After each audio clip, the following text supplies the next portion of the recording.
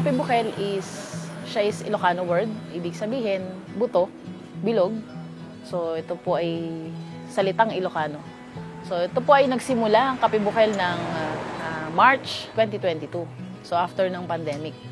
So ito ay nakapag-decide kami na gawin itong negosyo na to dahil pagkatapos ng pandemic talagang alam naman natin lahat ng mga Pilipino nanggaling talaga sa pagkalubog. So, nung nakita namin yung malaking potential ng lahat ng magkakape at potential po ng lahat ng nagninegosyo ng kape, doon po nagsimula at nakita namin na malaki po pala talaga ang industriya ng pagkakape. So, ginawa namin, in-encourage ako ng isa kong partner, si Mr. Nem Santos, na bakit hindi natin gawing negosyo ang kape? At ito ay gawin natin lutuin natin sa kawa. Kasi ito yung ating tradisyon at para maibalik natin yung legasiya ng lahat ng magkakape dito sa atin sa Pilipinas. Dito sa Kape Bukel, makikita natin ang mga iba't ibang klase ng proseso ng kape. Unang-una, kami ay merong taniman sa likod ng kape. Ito ay binubuo ng 500 seedlings ng kape, puno ng kape. So meron kaming mga bagong tinatanim. Ito nga yung pinapakalat namin. Ito yung kaping barako, Excelsa at Liberica. Pero ang naming naitanim dito ngayon is umabot na po ng mga 33 seedlings na kape, kung saan kada po mayroong training, mayroong mga bumibisita sa amin, ay ini-encourage namin magtanim. Ang existing namin na meron kami ditong tanim is yung Robusta, na nakapag-harvest na kami sa unang pagkakataon. So ito ay hindi pa namin commercial na ibinebenta sa merkado. Ito ay pwede pa lang munang tikman. At ito po ay nag-undergo pala ng research namin kung ano yung lasa ng kape ng Tanay. So isa sa aming kinakalat na itanim, seedlings dito sa ating bayan ng Tanay, itong Liberica. So ito yung mataas ang demand. At ito, kung titingnan natin o titikman natin, ito ay may lasa ng langka at may lasa ng saba.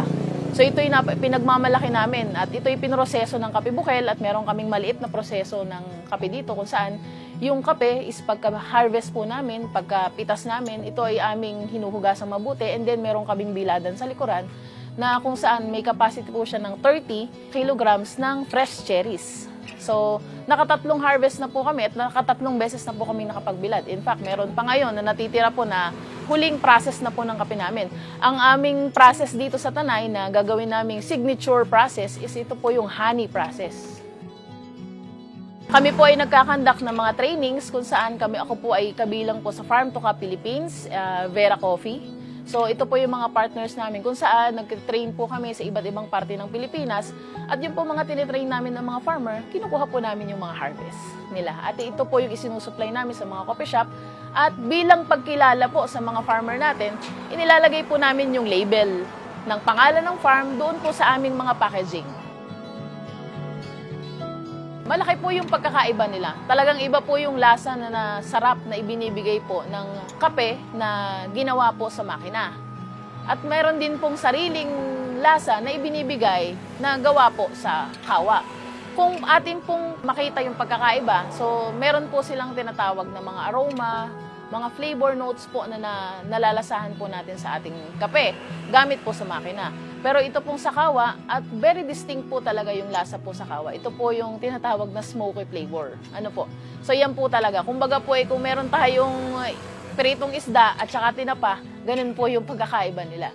So yun po, marami rin po kaming nalalasahan, mga notes, mga hint ng kape na nanggagaling po sa pagluluto sa kawa.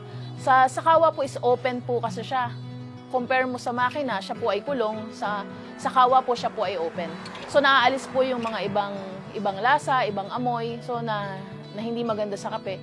So nagkakaroon po siya ng kakaibang lasa at aroma.